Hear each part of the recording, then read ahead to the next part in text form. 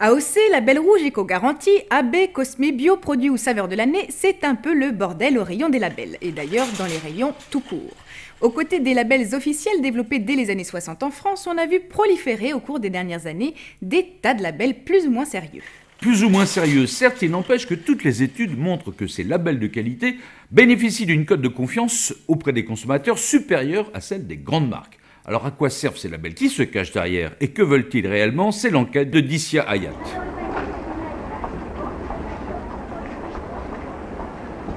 N'hésitez plus. C'est un camembert label rouge. Qu'est-ce que c'est le label rouge? C'est un label qui garantit la qualité du produit. Tenez, regardez. Beaucoup de nos produits ont mérité le label rouge.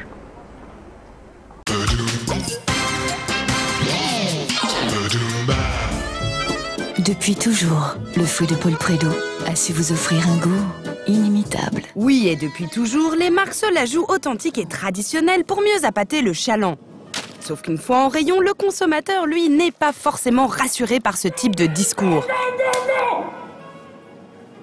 Il paraît même qu'aujourd'hui, les marques seraient en pleine crise de confiance. Il y a une enquête récente publiée par l'IFOP qui démontrait que la marque n'arrivait qu'en 7e position comme critère de rassurance du consommateur pour choisir un produit. Et pour le choix du produit, le consommateur faisait plutôt référence à un label de qualité.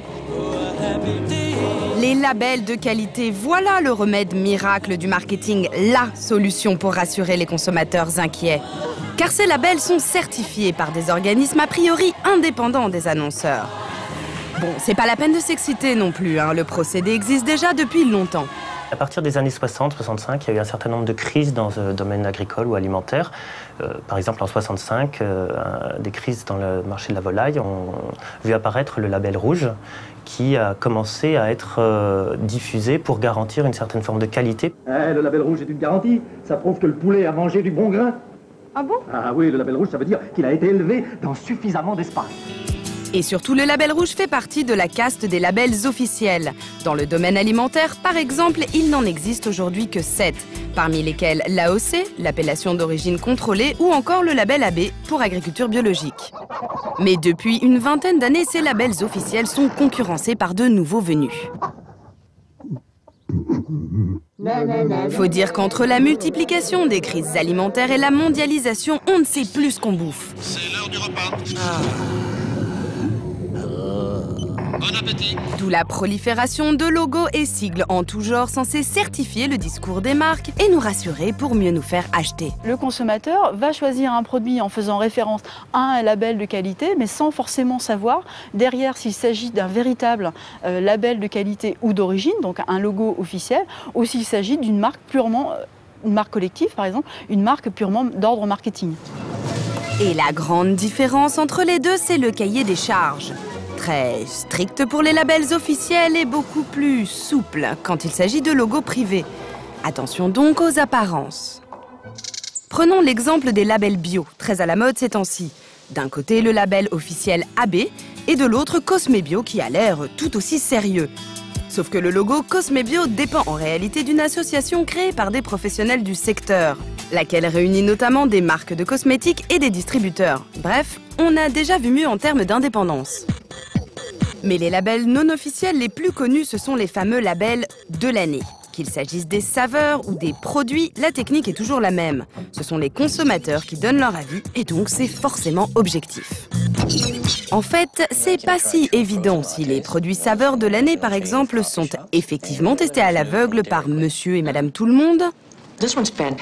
La promesse est unique, le goût et c'est tout. Rien sur la provenance, ni sur la qualité.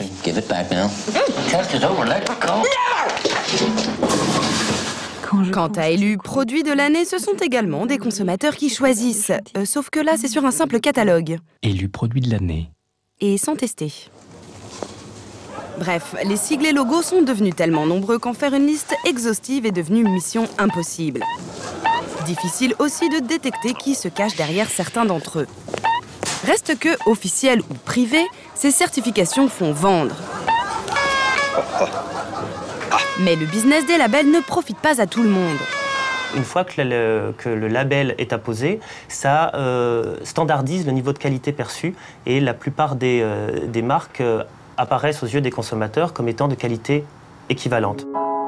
Du coup, le comté de marque distributeur Carrefour, dès lors qu'il est labellisé, devient un sérieux concurrent pour une grande marque comme Président, par exemple, surtout s'il est moins cher. 2,18 € seulement. Les 200 grammes de comté Carrefour AOC... Alors tous ces labels seraient-ils en train de mettre en danger les grandes marques face à celles de Carrefour ou de Leclerc?